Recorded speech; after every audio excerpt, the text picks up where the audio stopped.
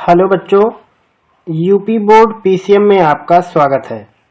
इस वीडियो में हम सॉल्व करेंगे कक्षा 10वीं के गणित का पेपर, जो कि वर्ष 2024-25 के लिए बोर्ड द्वारा निर्धारित मॉडल पेपर है। और ये मॉडल पेपर यूपीएमएसपी के वेबसाइट पर भी मौजूद है। इस पेपर को वहीं से लिया गया है। तो आज के इस वीडियो में हम इस पेपर को सॉल्व करेंगे। पेपर का कोड है 928 और यहाँ शुरुआत में पेपर के बारे में लिखा गया है, जो कि वर्ष 2024-25 के अनुरूप है, कि इसमें 20 अंक होंगे ओएमआर शीट के। उसके बाद दूसरा खंड जो बा है उसमें 50 अंकों के वर्णनात्मक हैं। इस खंड में कुल 5 प्रश्न हैं। ये बाकी पूरा डिटेल यहाँ पे लिखा गया है और कौन सा प्रश्न कितने नंबर का है वो उसके सामने उसका नंबर मौजूद है। तो ये पहला सवाल यहाँ पे है, जहां से ओएमआर सीट का सवाल शुरू होता है। ऐसे कुल आपको 20 सवाल मिलेंगे। तो ये पहला सवाल है। सवाल दिया है, किन्हीं दो संख्याओं का एलसीएम 60 और एचसीएफ 3 है। एक संख्या 12 है तो दूसरी संख्या कितनी होगी? तो जो दूसरी संख्या होगी वो एलसीएम और एचसीएफ का गुणा करके 12 से डिवाइड करने के बाद आएगा। तो 60 और 30 का गुणा करेंगे तो 180 हो जाएगा, या 60 गुणे 3 बटे 12 करेंगे तो 12 पंचे 60 और 5 तिहाई 15। तो ये जो बी वाला पार्ट है ये इसका सही रहेगा। उसके बाद अगला सवाल दूसरा दिया है, एक शून्येतर परिमेय संख्या और एक अपरिमेय संख्या का गुणनफल होता है। तो जब भी परिमेय और अपरिमेय चाहे जोड़ा जाए, घटाया जाए, गुणा या भाग किया जाए, हमेशा वो अपरिमेय ही रहेगा। तो ये इसका पहला वाला विकल्प सही है। और उसके बाद अगला सवाल दिख रहा है कि रेखा युग्म x + 2y - 5 = 0 और 4x + 8y - 20 = 0 के हल होंगे। तो यहाँ पे आप देखो, अगर हम पहले समीकरण में 4 से गुणा करें तो 4x 8y - 20 मिलेगा गुणा करने पर। वही दूसरा समीकरण है। तो जब किसी एक समीकरण में किसी एक संख्या से गुणा या भाग करके दूसरे समीकरण को बनाया गया हो तो ऐसे समीकरण के अनेक हल होते हैं।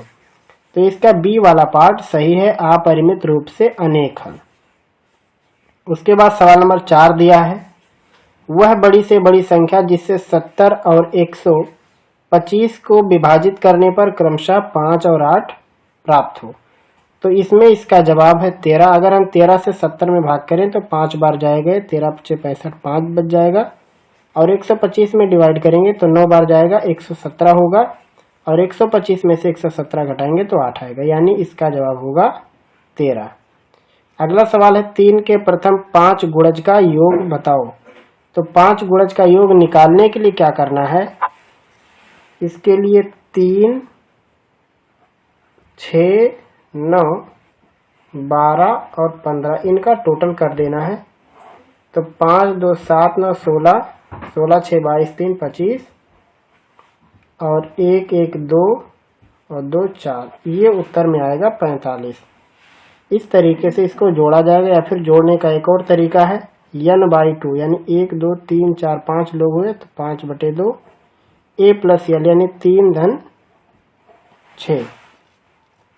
ये है a, 1, 2, 3, 4, 5, ये 15।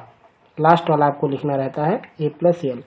15, 3, 18 का आधा 9 हो जाएगा, यानी 5 × 9 यानी 45। ये इसका जवाब बन जाएगा। उस तरीके से भी लगा सकते हैं इसको। तो यहाँ पे 45 आप देखो, ये पहला इसका ऑप्शन है। अगला सवाल है, द्विघात समीकरण 2x² - 4x + 3 के बारे में निम्न में से कौन सही है? यहाँ पे 4 दिए, इस चारों में से कौन सही है? तो सबसे पहले हम समीकरण लिख लेते हैं। समीकरण है 2x² - 4x + 3 = 0। इसका हम विविक्तकर निकालते हैं, जिसको हम d लिखते हैं। सूत्र होता है b² - 4ac।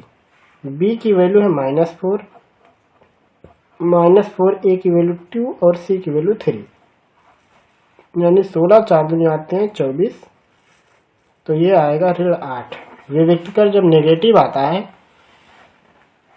या फिर यहाँ पे एक बात और ध्यान दें, जब विविक्तकर की वैल्यू 0 हो तो इसका मतलब होता है मूल समान होंगे। जब भी विकर्ण की वैल्यू ग्रेटर देन 0 हो तो मूल वास्तविक होंगे, और जब भी विकर्ण की वैल्यू लेस देन 0 हो तो मूल काल्पनिक हो। तो यहाँ पे देखो -8 जो है ये 0 से छोटा है, इसका मतलब इसके मूल वास्तविक नहीं है। ये जो दूसरा वाला विकल्प है यही सही है। तो देखिए ये कहाँ पे है, ये दूसरे के बारे में तो चर्चा नहीं है, इसमें कहा है कि 1 और 2 सही है। तो अब ये कैसे है, दिए गए समीकरण के विविधीकरण 0 से कम है, ये सच है कि 0 से वो कम है, और दूसरा वास्तविक नहीं है। तो जब 0 से कम होता है तो वो वास्तविक नहीं होता, यानी विकल्प 1 और 2 दोनों एक साथ सही है। तो वो 1 और 2 का जो यहाँ पे बात हुआ है वो इसके पहले वाले ऑप्शन में हुआ है। अगला सवाल है, AOBC एक आयत है जिसके 3 शीर्ष दिया है, A और O और B 3 शीर्ष दिया है और इसके विकर्ण की माप बतानी है। ये 7वां है, आयत है एक AOB और C। A का निर्देशांक दे के रखा है 0,3, O का निर्देशांक है 0,0, B का निर्देशांक है 5,0 और C के बारे में पता नहीं। तो विकर्ण निकालने के लिए ये काफ़ी है, ये वाली चीज़ हम इसकी लेंथ निकाल लेंगे, वही हमारा विकर्ण बन जाएगा।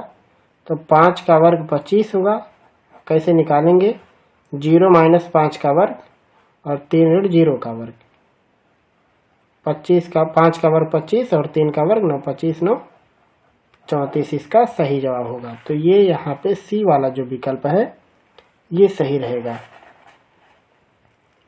अगला सवाल दिया है, यदि समीकरण x² + kx - 5/4 = 0 का एक मूल 1/2 है तो k का मान बताओ। समीकरण दिया है x² + kx - 5/4 = 0 का एक मूल 1/2 है। इसका मतलब हम x की जगह पे 1/2 रख सकते हैं,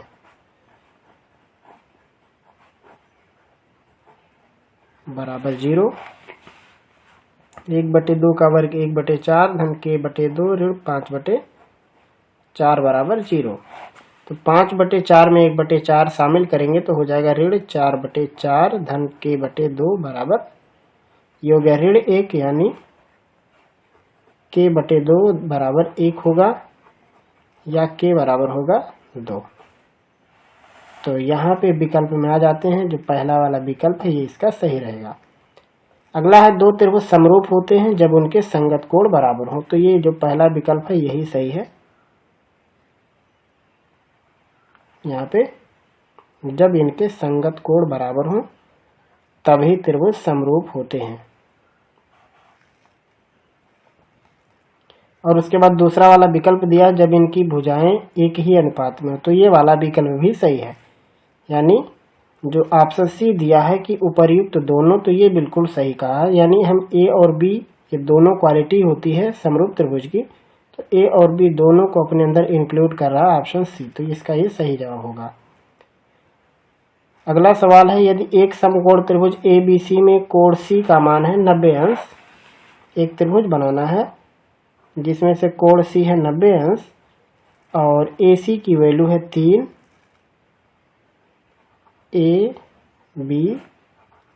AC की वैल्यू 3 है, BC की वैल्यू 4 है। तो इसमें कहा है बिंदु C से जाने वाली मध्यिका की माप होगी, मतलब एक ऐसी रेखा जो इसको मध्य बिंदु पर, ये यहाँ से मिलाई जाए इस तरीके से। तो इसको लगाने के लिए आपको एक नियम ध्यान रखना होगा, हम यहाँ पे बना देते हैं। मान लो हम एक सर्कल बनाते हैं और ये है सर्कल का व्यास। तो किसी सर्कल के को जब हम आधे पार्ट में कर देते हैं, यानी जब हम उसका एक हाफ सर्कल बनाते हैं, सेमी सर्कल, तो उसके परिधि पर बनने वाला कोण होता है 90। अब हम इस चित्र को ऐसा बनाते हैं, यहाँ पे हम लिख देते हैं C यहाँ ए और यहाँ बी। तो इस चित्र को यहाँ देखो, ये हो गया 90 अंश। AC की लंबाई है 3, BC की लंबाई है 4। तो यहाँ से एक मध्यिका, और मध्यिका कहाँ पे आएगी? सेंटर पर। तो कहा है इस माध्यिका की माप बताओ। तो जो लेंथ इसकी होगी वही लेंथ इसकी होगी, वही लेंथ इसकी होगी, क्योंकि ये सभी इस वृत्त के त्रिज्याएं हैं। तो उसके लिए हमें क्या निकालना पड़ेगा? हमें निकालना पड़ेगा AB को, और AB जो होगा वो होगा √3 का वर्ग धन 4 का वर्ग, यानी √25 और इसका वर्गमूल 5। तो अब AB अगर निकल गया तो AO की लंबाई, OB की लंबाई और OC सभी लंबाइयां होंगी 5/2, क्योंकि व्यास का आधा त्रिज्या होता है, यानी 2.5 सेंटीमीटर। तो ये एक ट्रिकी सवाल था, जिसे समझने में अगर आप चूक जाएंगे तो सवाल गड़बड़ हो जाएगा। तो यहाँ पे देखो 2.5 सेंटीमीटर इसका जवाब लिखा हुआ है। अगला सवाल दिया sine theta minus cos theta का मान 1 है। तो साइन पे 4 की घात है और कास पर भी 4 की घात है, तो इनका मान बताना है कितना होगा। Sine theta minus cos theta का मान दिया है 1। वर्क करेंगे तो साइन स्क्वायर थीटा आएगा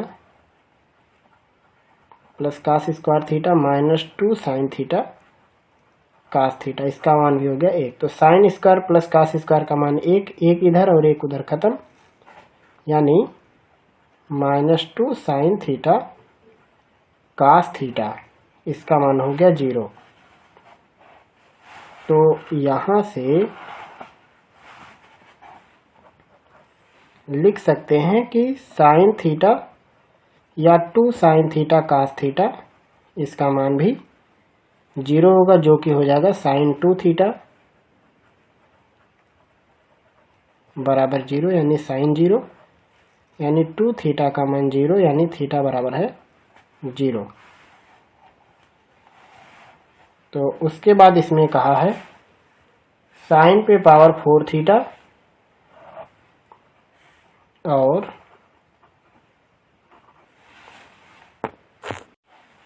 और इसमें निकालना है प्लस कास पे पावर 4 थीटा। तो थीटा का मान 0 रखेंगे तो हो जाएगा साइन पे power 4 into 0 plus cos power 4 into 0। Cos power 4 theta है, इंटू नहीं, सॉरी ये एंगल है। तो साइन 0 की वैल्यू 0 होती है, कास 0 की वैल्यू 1, यानी 0 + 1 यानी 1। ये इसका जवाब हो जाएगा। और यहाँ पे विकल्प में आप देखो मिला सकते हो इसको। इसका जो पहला वाला विकल्प है उसमें 1 है, दूसरे में 3/4 है। तो ये जो पहला विकल्प है यही इसका सही जवाब भी है। अगला सवाल देखिए, सवाल नंबर 12 दिया है कि यहाँ पे साइन 2a की वैल्यू 2 साइन a, तब a का मान कितना होगा? ये 12वां सवाल है। साइन 2a की वैल्यू है 2 साइन a, तो साइन 2a को लिख सकते हैं 2 साइन a कास a बराबर 2 साइन a। तो 2 साइन a हटा देंगे दोनों तरफ से, तो कास a की वैल्यू बनेगी 0, जो कि है यहाँ पे 0 नहीं 1।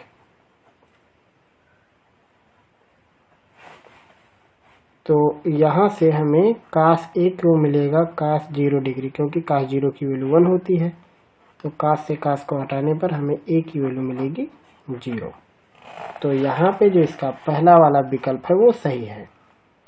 अगला सवाल है 4 tan थीटा बराबर 3। तो 4 sine theta minus cos theta बटे 4 sine theta plus cos theta का मान कितना होगा? यह है सवाल नंबर 13।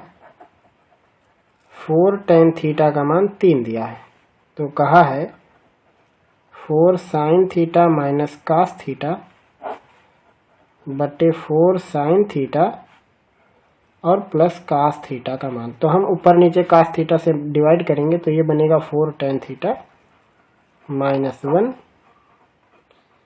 बटे 4 tan थीटा प्लस 1। अब 4 tan थीटा का मान है 3, तो 3 ऋण 1 बटे 3 धन 1, यानी 2/4 यानी 1/2। इसका सही जवाब होगा। यहाँ पे विकल्प में देख सकते हैं तीसरा वाला जो विकल्प है वो 1/2, यही इसका सही जवाब है। अगला है सेक a प्लस tan a कोष्ठक में 1 माइनस साइन a का मान होगा। ये है सवाल नंबर 14। sec a plus tan a into 1 minus sine a, इसकी वैल्यू बतानी है। तो sec a का मतलब हो गया 1 बाई कास और tan का मतलब हो गया साइन बाई कास, और इसका मतलब है 1 माइनस साइन। तो यहाँ बेस तो बराबर है, तो इसका मतलब ये हो जाएगा 1 प्लस साइन ए बटे कास ए इंटू 1 माइनस साइन ए।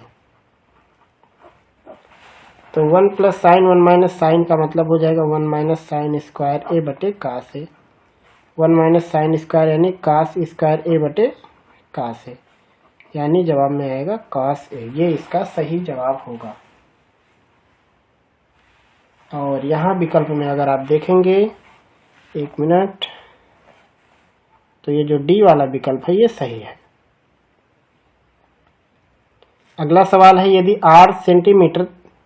यदि त्रिज्या 8 सेंटीमीटर वाले एक वृत्त के एक त्रिज्यखंड का कोण है थीटा डिग्री, तो त्रिज्यखंड का क्षेत्रफल कितना होगा? त्रिज्यखंड का क्षेत्रफल होता है पाई आर स्क्वायर इंटू थीटा बटे 360 डिग्री। तो ये इसका जो पहला वाला विकल्प है यही इसका सही जवाब होगा। एक सुराही निम्नलिखित का संयोजन है। सुराही में क्या क्या होता है? सुराही में गोला और बेलन का संयोजन होता है, कुछ इस तरीके से गोले और बेलन का संयोजन होता है। अगला है 1 से 10 तक की धनात्मक विषम संख्याओं का माध्य बताओ। 17वां है 1 से 10 तक की धनात्मक विषम संख्या है, तो 1 3 5 7 9 ये हो गए। अब इनका माध्य मतलब इनके ठीक बीच में कौन है, वही इसका जवाब है। तो इसका जवाब कौन बनेगा? डी वाला विकल्प इसका होगा, ये जो 5 लिखा है। और वैसे अगर माध्य निकालना हो तो कैसे निकालेंगे? उसके लिए हम सबको जोड़ देंगे, 1 धन 3 धन 5 धन 7 धन 9, और कुल कितने लोग हैं? 5 लोग, तो 5 से डिवाइड कर देंगे। तो ये हो जाएगा 3 1 4 5 9 7 16 9 25 बटे 5 यानी 5 तब भी आएगा। और चूंकि सार्वंतर एक जैसा था तो इसलिए जो ठीक में यहाँ पे बीच में था वही उसका माध्य बन गया था। अगला सवाल होगा, आंकड़ों 13 15 16 17 19 20 की माध्यिका होगी। ये है 18वां सवाल। 13 15 16 17 19 और 20 इसकी बताओ माध्यिका। तो सबसे पहले तो इसको सीरियल से लिखना, 13 उसके बाद 15 16 13 15 16 17 19 20 करेक्ट है, ये सीरियल से लिखा हुआ ही है। तो माध्यिका निकालने के लिए हमें इन्हें गिनना होता है, 1 2 3 4 5 6। तो जब ये सम संख्या हो गई तो माध्यिका निकालने के लिए हमें इसका आधा और प्लस इसके जो आगे नंबर आएगा उसको भी हमें सॉल्व कर देना है, यानी 6/2 पद प्लस 6/2 धन 1, इन पद का मान लेना है और इसका बटे 2 कर देना है। तो 6/2 यानी तीसरा पद, तो 1 2 3 तीसरा पद यहाँ पे कौन है? 16, और 6/2 धन 1 यानी 3 धन 1 यानी चौथा पद, तो 1 2 3 4 चौथा पद है इधर 17/2, 17 16 33/2, ये इसकी माध्यिका बन जाएगी। यहाँ पे विकल्प में आप देख सकते हैं वो 33/2 लिखा हुआ है। अगला सवाल है, यदि कुछ परीक्षणों का माध्य 27 और बहुलक 45 है तो माध्यिका कितनी होगी? यहाँ पे माध्य दिया है और बहुलक दिया है, माध्यिका निकालनी। तो सूत्र होता है बहुलक बराबर 3 गुणे माध्यक या माध्यिका ऋण 2 गुणे माध्य। तो इसमें बहुलक सवाल में दिया है 45 और माध्यिका निकालनी है, तो इसको हम x मान लेते हैं, और माध्य दिया है 27, 27 दूनी 54, यहाँ पे 3 माध्यिका ऋण 2 माध्य। तो इसमें इन्होंने माध्य दिया 27 और बहुलक दिया है 45, तो 27 दूनी 54 इस साइड आके जुड़ जाएगा, तो ये हो जाएगा 99 बराबर 3x, यानी x बराबर आएगा 33। तो इसकी जो माध्यिका बनेगी वो 33 बनेगी। और यहाँ विकल्प में देख सकते हैं आप 33 लिखा हुआ है। अगला सवाल है, एक पासे को एक फेंका जाता है तो 3 से छोटी विषम संख्या, तो पूरे पासे में जो संख्या होती है 1 2 3 4 5 और 6, तो 3 से छोटी विषम संख्या केवल एक ही है, तो प्रायिकता 1/6 बन जाएगा, इसका जवाब होगा। और यहाँ पे इसका पहला विकल्प है। तो आज की इस पार्ट में केवल ये OMR शीट पर आधारित प्रश्न तक ही हम वीडियो को रोक रहे हैं। आगे का जो पार्ट होगा उसमें हम खंडवा और उसके आगे के सवाल लगाने की कोशिश करेंगे। उम्मीद है कि इस वीडियो में बताई गई बात आपको समझ में आई होगी। अगर आपको कोई प्रश्न समझ में नहीं आता है या किसी तरह का आपका कोई अन्य सवाल है तो आप कमेंट सेक्शन के जरिए हमसे पूछ सकते हैं। फिर मिलेंगे हम लोग आगे के पार्ट में आगे के टॉपिक के साथ।